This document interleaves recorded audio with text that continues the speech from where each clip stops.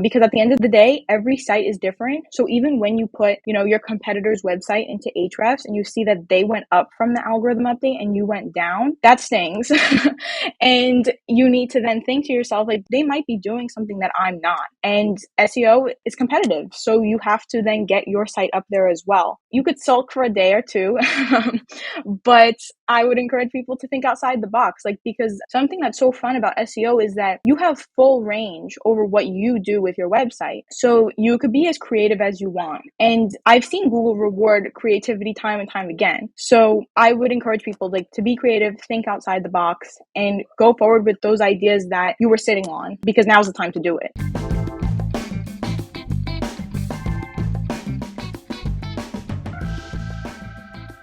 Hi, and welcome to the Optimize podcast. My name is Nate Matherson, and I am your host. On this weekly podcast, we sit down with some of the smartest minds in content marketing and SEO. Our goal is to give you perspective and insights on what's moving the needle in organic search. Today, I'm thrilled to sit down with Alyssa Corso. Alyssa is the SEO manager at Nourish, a company that helps people improve their health by making it easy to eat well. And it is covered by insurance. In our episode today, Alyssa and I go from beginner to expert. We will chat about learning SEO and the steps to take if you're just getting started in building this channel. And then we get into the weeds on your money, your life, algorithm updates, the different stages of the funnel, and more.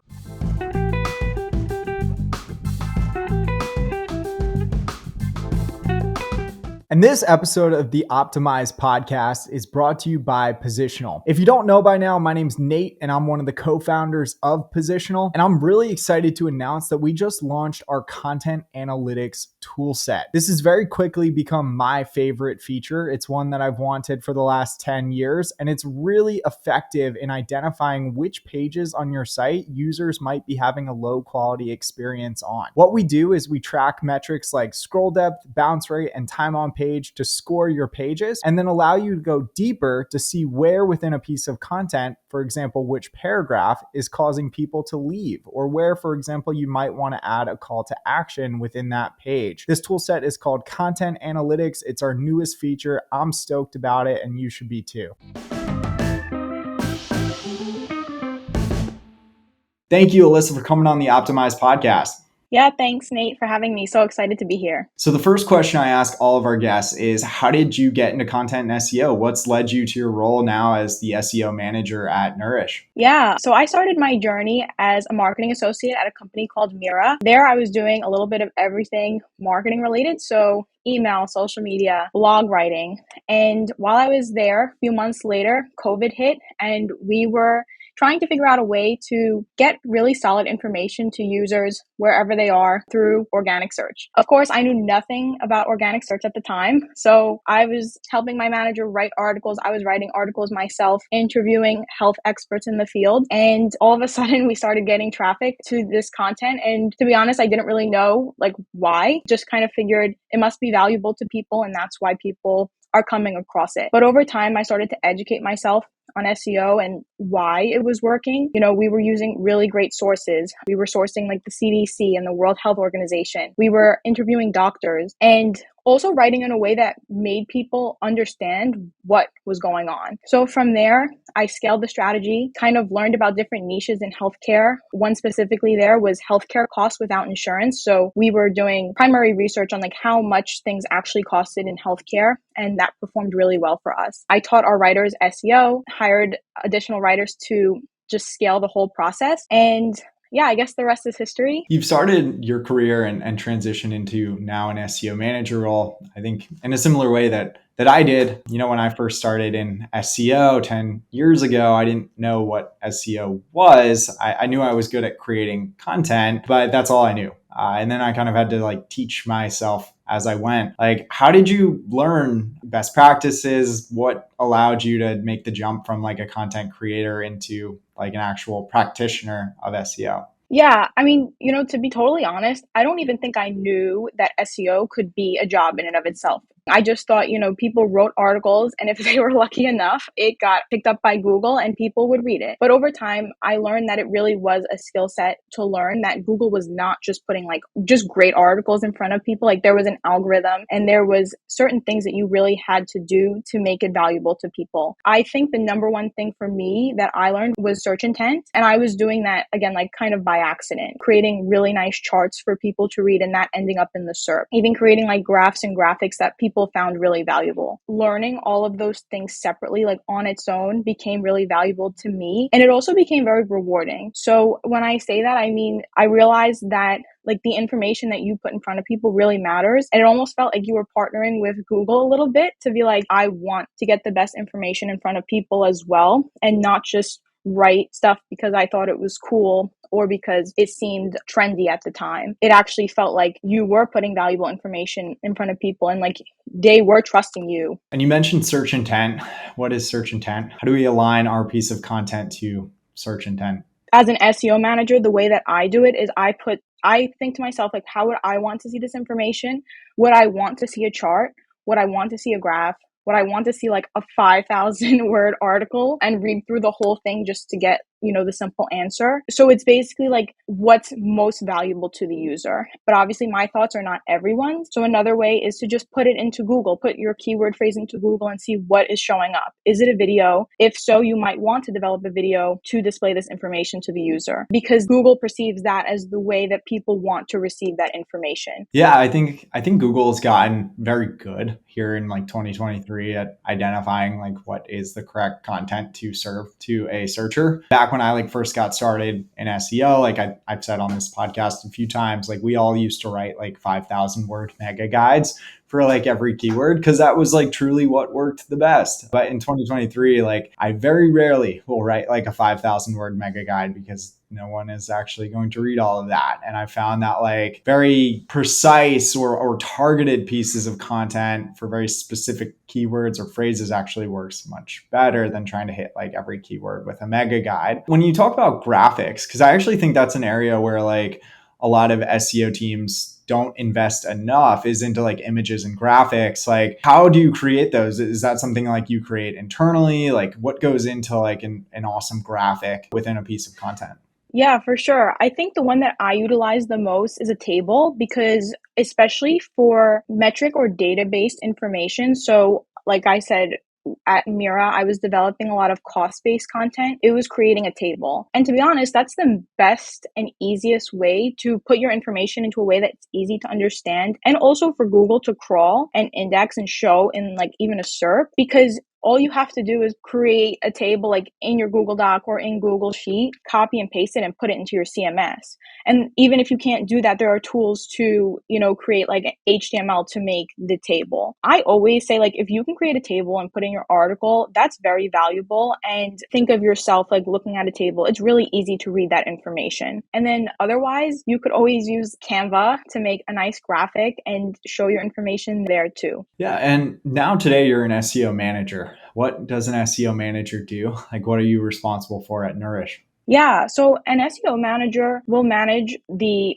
online search visibility for the company. So there are a few ways that this is done, just kind of highlighting content because that's what we just spoke about. If you're managing a blog, then you're going to be managing the overall strategy. So how can I develop topics for blog articles that are most relevant to the company and their goals? This would involve like a keyword strategy. How am I developing content each and every month so that I can grow the company's traffic and get more visitors and then overall like more revenue to the business? And that may come with hiring freelancers and working with freelancers to develop this content. So content brief creators, writers, editors, and then any other team members there. There's also other aspects like on-page SEO, off-page SEO technical that are all really important to the overall SEO strategy too. So that might involve meta description optimization, image optimization, making sure the site is fast enough and indexable. All of those things are basically what an SEO manager might do with their time. But there's also other things like maybe website projects that might not directly touch SEO,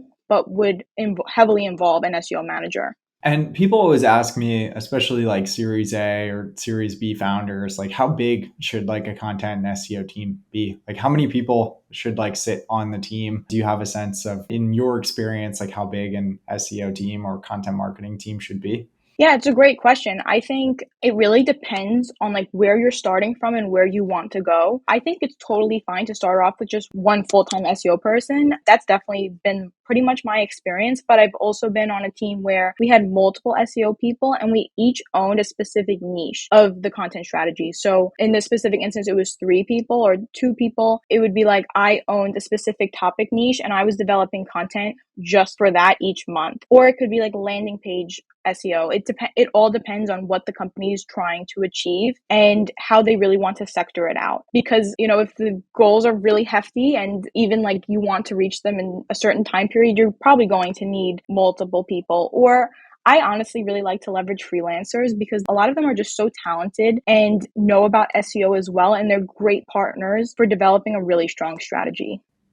Yeah, I was going to ask about the freelancer motion. It sounds like there's a rather like substantial freelancer motion at Nourish. Like what types of freelancers do you hire? I think you mentioned like a freelance writer, obviously, but do you also have like freelancers helping in like the editing or outlining process? Like what does the freelance team look like? Yeah, we have content brief creators, writers, editors, and that's like really what it looks like. And I manage like the production, the strategy, and obviously like the work that the freelancers are doing. Hmm. And as far as like briefs go, like what goes into a fantastic content brief? Yeah, I love talking briefs because I think they're very underrated in SEO. I really think they are the foundation for a great piece of content, which I know you already know, Nate, but it really excites me to talk about them. But I think a great content brief includes how many words the piece should be, a meta description, title, an SEO title if they're going to differ from the general article title. And to me, if a content brief didn't have any of those things, fine, but they really need to have the article breakdown, in my opinion, the headers, like what are the H1s and the H3s, because if they don't have proper H2s and H3s, the writer's not going to hit the right points so that the article ranks on Google. Of course, optimized for the keywords, but even more so optimized for the reader. What is the reader trying to get out of this article? And if the content comes out as just like generic questions on the topic, that's like not even hitting the core answer, then it's not going to be a good piece. Yeah, I think getting the ordering right of a piece of content is very important. Even today, I was like looking at a piece of content, and a big mistake that I'll see companies make is they'll have like 2 or 3 sometimes sections or like H2 sections of filler content before they even get to like what is the true search intent of a piece. Like you have to get to like the fourth H2 to actually get your answer to that H1. So I agree with you. I think framing like the H2s and H3s and the flow of the piece in that outline is really important. Otherwise, it's going to take a lot more editing after the fact. You're going to waste a lot of your time. But to me, I think it's like one of the highest leverage activities you can do as a content team. And then as far as like, performance goes or KPIs, because you mentioned KPIs and goals, like as an SEO manager, like what is like that North Star, or like what are some of those like KPIs or goals that you have that you're trying to hit? I would say my number one KPI is always unique visitors and like sectioned out for organic search, because that is how I'm going to create my goals overall. So like how many unique visitors do I want to reach at the end of the quarter or even mid quarter, like once the strategy is up and running. That's really going to help you get like a good overview of a healthy strategy. But there are definitely other KPIs like that you'll want to look at, like keyword rankings. I definitely keep a pulse on keyword rankings, but I don't take them too seriously because they're always changing. Usually, like an article might rank number 1 on Wednesday, but then it goes down to 4 on Friday. So it's really hard to kind of paint a great picture at the end of the quarter when the rankings are going up and down. So I think as the SEO manager, you want to keep a good pulse on where they are, and also take a look at your top performing content. Like, why is this one like, number 1 and another article is sitting at 26 for 3 weeks or whatever it is? So I like to take a look at keyword ranking as well. And to be honest, I like to keep it pretty like short and simple. And like those are my North Star KPIs like that I will look at. And I would also say like maybe average positioning on Google Search Console is a great thing to know as well. And there's been so many algorithm updates towards like the end of the summer into the fall. Like there was an algorithm update in August and September. And now I think people are saying there's an algorithm update in October. Like, do algorithm updates just make it incredibly hard to set like good goals or KPIs as like an SEO manager? They definitely complicate them, yes. And as soon as I hear about a Google algorithm update coming, especially a core one, I'm like, this is either, going to like skyrocket us, or, it could just like really impact the metrics. So it is really a core thing to be knowledgeable about what's going on with these updates. But I would also say like it's no use to like panic and say like, oh, I guess I'm not a good SEO anymore because my traffic went down from a Google update, because you likely like still are. You're just adjusting to what's going on with the Google algorithm update. And something that I always remind myself is like, I've experienced multiple Google algorithm updates, and I learned like how to come back from that then, and like I will do that again. And the way I do that is to stay like educated on what's going on. I take a look at what's happening with other sites. I think that's honestly the best way to approach it sometimes, to always know like that you're sort of trying your best and nobody has like a straight bullet answer of what's really going on sometimes.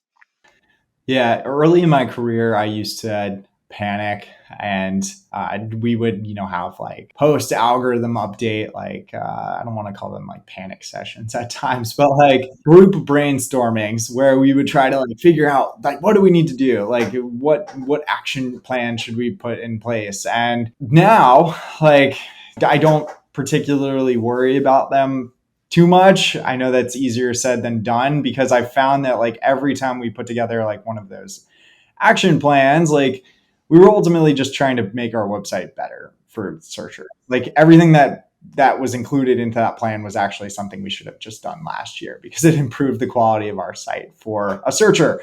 And maybe that's the reason Google does this. I don't know, probably not. But as far as like, what to do after an algorithm update, because I have like a lot of our customers like kind of panicking right now after like the September algorithm update. Like if you were in my shoes, like what would you tell like one of our customers who recently lost, 38% of their traffic?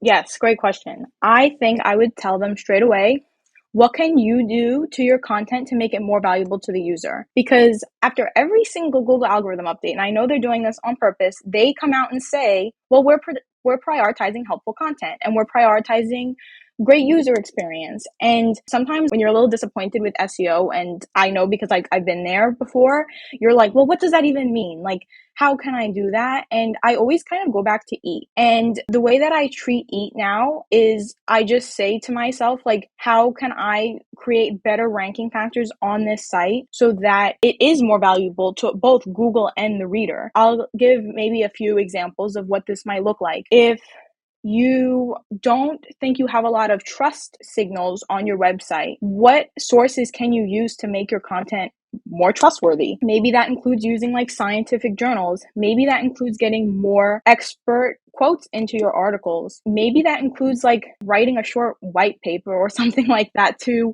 bring more value to what you are doing for your content. Because I think overall, EAT can be scary and almost annoying because it's a vague like acronym. But once you make it specific to your site, it makes so much more sense. And it's really helped me to think of things a little bit differently, because at the end of the day, every site is different. So even when you put, your competitor's website into Ahrefs and you see that they went up from the algorithm update and you went down, that stings.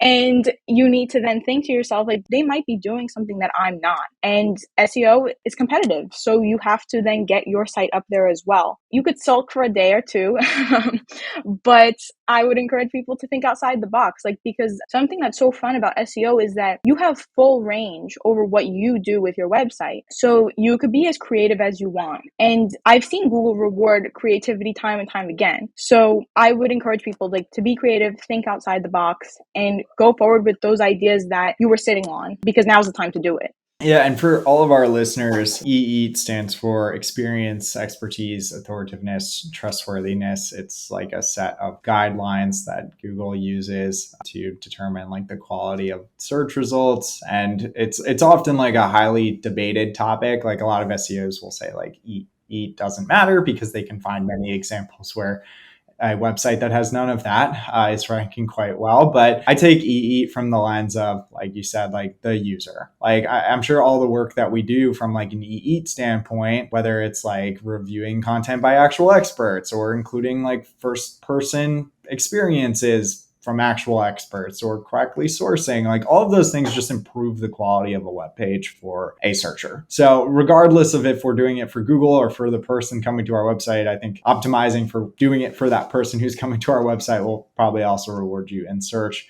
And as far as like, first party experience goes, I've actually seen from like the most recent algorithm updates, like I would say that the websites that are able to bring in that first party experience, whether it's like their own research, whether it's like a study or experiment that they've run, or for example, like we had a guest on a few weeks back who was in like the affiliate SEO space, where they had like a couches website, and their website has done incredibly well in like the most recent algorithm updates because like they were actually buying couches and reviewing them versus like many of their competitors, which wrote like regurgitated reviews with no first party experience. And so it's clear to me that like Google is favoring like that first party expertise or experience, that uniqueness to your content. And that's what I always tell our customers. It's like you need to create like uniquely valuable content. Anyways, my rant is over. Sorry about that. I'll let you follow up. Wait, Nate, could I just add one thing to that? Yeah, of course.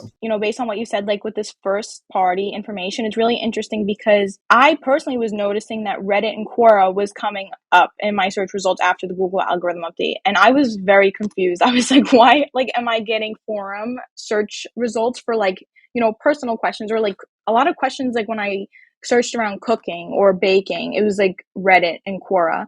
And then of course, like later on I saw on Twitter that Reddit and Quora had like skyrocketed in traffic after this update. And it's very interesting, like, because these are first party people, like, talking about how they use a certain cooking method or really just anything at all. So it's just like another example of how like this is their experience. Not sure if it's really expertise per se, but it's definitely hitting those buckets for them. Yeah, and you're in like the your money, your life space where like sourcing is incredibly important. And so I think like sourcing to those first party data sources and not to a third party data source that's regurgitated a first party data source, I think is something that I would think about. But given like you are in the your money, your life space right now, and I'm not, how does that influence or change the way that you think about like the content creation process at Nourish? I've always really been in the your money, your life category. So I guess like kind of lucky for me is like that it's never really been too much of an adjustment, because when I learned SEO, like this is what I always learned was valuable. But I will say, like, if you're in this category, it's going to be even more important for you to have like research backed content. And when I say that, I mean like you're going to be using like .edu or .org websites, or just scientific studies, things like that.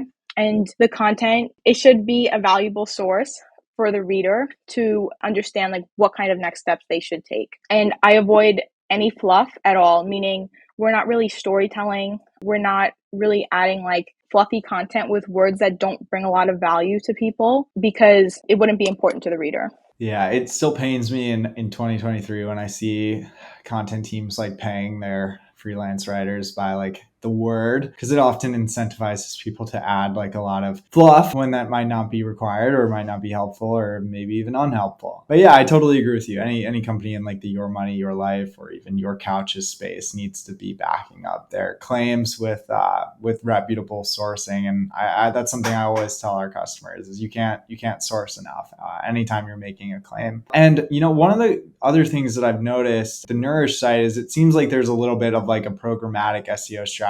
People always ask me like, what is programmatic SEO? I feel like it's become like in vogue in 2023. What is programmatic SEO, and like how do you go about like broadly building a programmatic SEO strategy?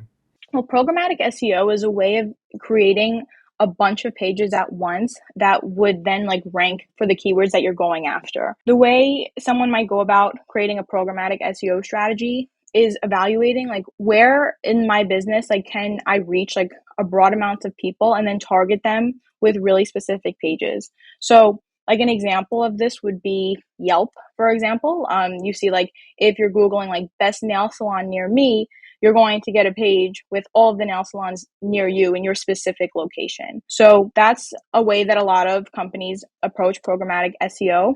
And it could be a really helpful strategy for companies to develop, especially like once they get SEO off the ground and start ranking for different keywords. Do you think it's important to like lay the foundation for the website with like an editorial or like a blog strategy before jumping straight into a programmatic strategy? Because oftentimes I'll see like startups want to start just with programmatic before they've done anything else. Do you think you need to do content, how we typically think about it before programmatic, or does it not matter? It does matter. I would definitely suggest companies doing content before programmatic SEO pages, because what content will often do for the website is it'll lay that like knowledge foundation for what the site is trying to accomplish. So if you're a website that is selling air conditioners, for example, your content is going to be around like air conditioners. It's going to talk about like the different types maybe and like where you could buy one. So Google is already understanding like what your site is looking to accomplish and like also what your expertise is.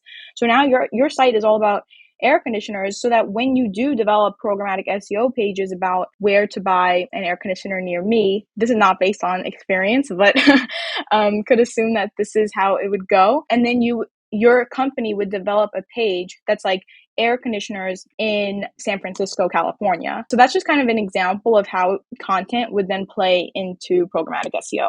Yeah, I agree with you. I think like building that topical relevance or topical authority before we launch, hundreds or thousands of pages, I think is quite important for showing Google like what your website is about and for them to then want to go and index all of those pages. But that's also something I've seen like a lot of our customers struggle with, is actually getting like programmatically created pages indexed.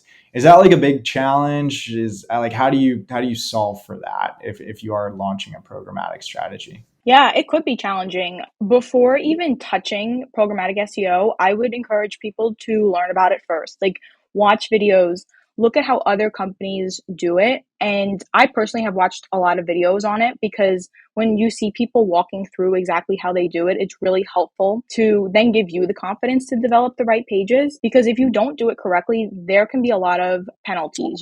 Let's say you develop a batch of pages that doesn't really have like dynamic text. You don't have unique information about like the location you're going after or anything like that. Your pages are going to be duplicative, and then you would be hurting your indexing and ranking factors, and that could potentially touch your whole site. So you definitely want to make sure like you have the right strategy in place.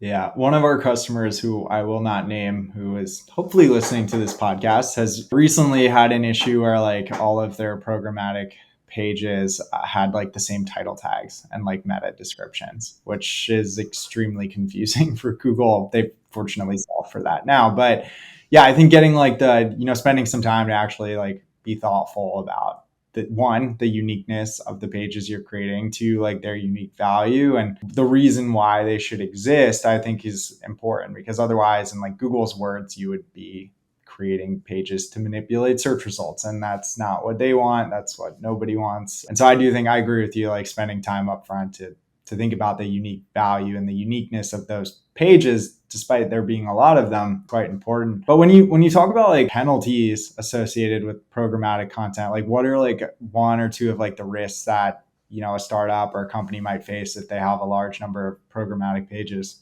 I would say like one of them could be like if you're just producing so many pages at once, like especially if you're a small site, I'll say it could kind of send a red flag essentially to Google, and it creates like indexing bloat, for example. And like now you just have like a bunch of pages that need to be indexed, and then they don't get indexed properly. So that's definitely one risk. And then you're also going to want to make sure the page is set up correctly in terms of you're creating so many pages that you might not have the opportunity to go over all of the content on each page. So there's room for error, for example. And like you could use a tool to like match certain information in the database. But again, like there still is room for error. So maybe like your URL is targeting a certain location, but then your H1 is targeting another by accident. So there could be a lot of like confusion there. So I guess that kind of goes back to setting up a good foundation. So SEO, it's changed a lot in the last 10 years. And I think like the bar for creating awesome content has gotten a lot higher. Would you say that like since you've gotten into SEO, it's gotten like generally more competitive, or is it about the same level of competition as when you first started?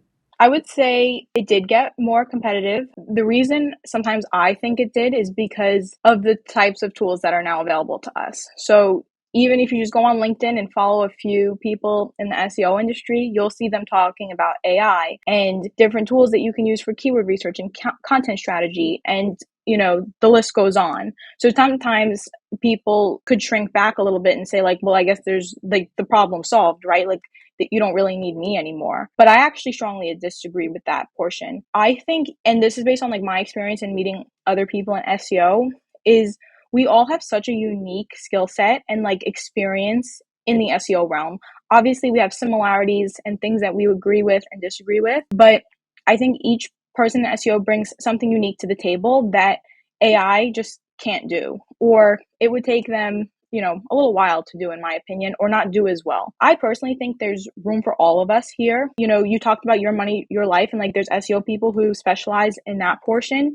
And then there's people who specialize in local SEO and landing page SEO, and just like the list goes on.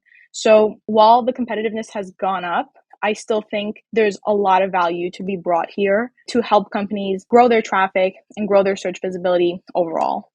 Yeah, I think you make a good point. There are different flavors of SEO. We've recently had on someone who only works on local SEO. And earlier this year, we had on a guest who only deals in your money, your life. So there are many different flavors. And then you have affiliate SEO. We had a guest on there. So yeah, you have to kind of pick your lane. If you stay in your lane, it's maybe not as hard as if you cross lanes and you're trying to do too many things at once. As far as like backlinks go in 2023, is that something like you spend a lot of time thinking about? Like, should I be spending a lot of time thinking about backlinks?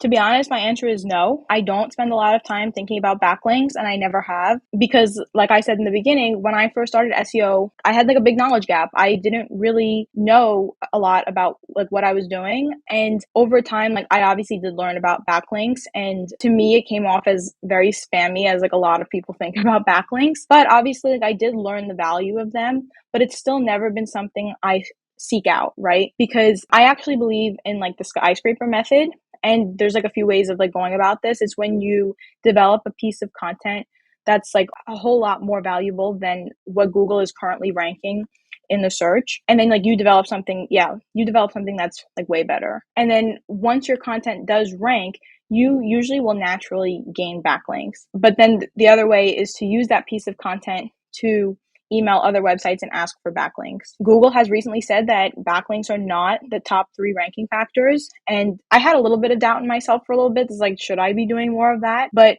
this did kind of confirm that what I'm doing does work.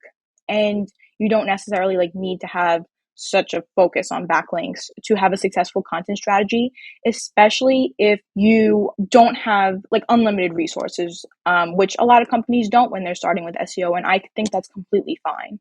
Yeah, I think like it's a mistake. I see a lot that startups will tend to focus a lot on backlinks in like the first inning. And like unless you've actually done like the keyword side of things right, like the content side of things right, like a lot of the technical SEO stuff right, then like going out and spending 80% of your time building backlinks probably isn't the best use of your time unless you've already done like all of those other things right. One of the other things that stood out to me about the Nourish site is that it seems like your pieces of content, your pages attack like different stages of the funnel. Like, how do you think about like the different stages of the funnel? What are like the different stages of the funnel we should be thinking about with the pages we create on our website? Yeah, so usually SEO content is divided into 3 funnels. So there's top of funnel, middle funnel, and bottom funnel. The way that you could think about it is that top of funnel is people who may not be ready to buy your product. So they're just sort of thinking about it. And you might develop content that's like very high level. So sometimes this content is like, what is like XYZ? Or questions that are just a little bit more broad, and they also might be short tail instead of long tail keywords. So yeah, these people, like, it's more for awareness, and they're likely not yet ready to buy the product. Middle of the funnel is that they might start thinking about it. So they might be a little longer tail keywords that you're going after. Your content may address some of the questions that they have that would be surrounding this topic. And then bottom of the funnel is this person is like almost ready to buy your product. They might already be thinking about it. They may have already done some competitor research. And then usually these keywords are longer tail keywords. They might not have a lot of volume, but they're still very valuable because the people that do come in from the keywords would then be ready to buy your product. I like to think of content in those three categories, and it's a great way to understand your user and get inside their head a little bit to understand where they're at in their journey. Because if you don't understand that, you might be confused. Like if your reader is not buying your product, you might want to go back to these three funnels and understand where they might be sitting. Yeah, I think that's super important, especially then when we're thinking about the actual CTAs or what that call to action is. And another mistake, I feel like I just keep talking about mistakes. Another mistake that I see a lot of startups make is they'll only focus on the bottom of the funnel, when there's still a lot of opportunity or meat in the middle section of the funnel, or even at the top end of the funnel, where you can't probably convert someone to book a demo today, but you could still get someone to sign up for your email newsletter and put them into a sequence. And so I think there's value in all stages of the funnel. It's just the way you convert that customer, and the next step for that searcher is probably quite a bit different from one stage to the next. But this has been such a great conversation. And if it's okay with you, I have a few rapid fire questions I'd love to ask. Does that sound good? Sounds good. So my first question is on SGE. I know there's been a lot of talk about Google's new search experience. Is that something you're thinking about or not too worried about? I am thinking about it, but I wouldn't say that I'm worried about it per se, because like I said before, around just core algorithm updates, for example, is we can adapt and we can learn about these new systems that are in place, right? It's not going to be the end all be all. And I see a lot of posts about it where it's just going to be oh, SEO is dead after this. But I really don't think that will be the case. And I think there will be a lot of opportunity to learn and expand your skill set within this new feature that Google is developing. Yeah, we've certainly created an opportunity for all of the SEO consultants out there to now start pitching SGE optimization to their clients. As far as AI generated content goes, because I know you mentioned it before and I didn't really follow up on it. Should we be using AI written content on our website? No, I would not use AI written content on any site. And I know it could be controversial. Some people say it's completely fine. And some people kind of say, oh, we'll generate it with AI and then edit it heavily, to make sure it's being written correctly. In my opinion, content written by humans is likely made for other humans. So I will always prefer human created content.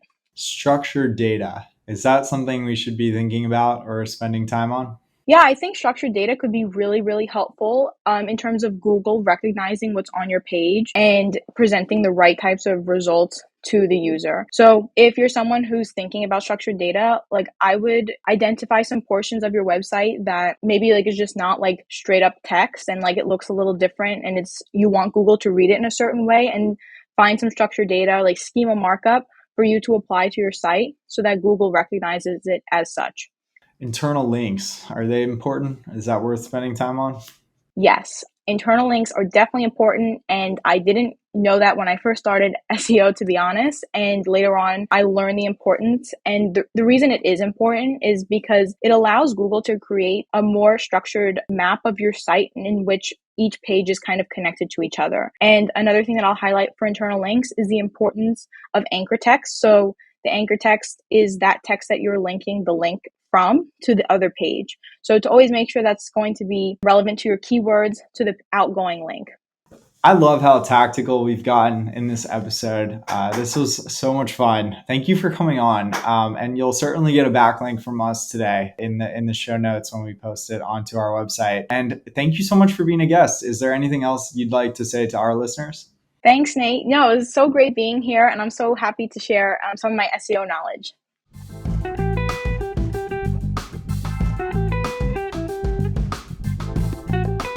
This episode of the Optimized Podcast is brought to you by a special sponsor. If you're anything like me, you've probably got a lot of content that's not very well optimized, and it can be a total pain in your butt to optimize it and ultimately get it to rank better in search. And that's what Positional does. Positional has an incredible tool set for everything from content optimization to technical SEO and planning your editorial calendar. And if you don't know by now, I'm one of the co-founders of Positional, and I'd love for you to check it out.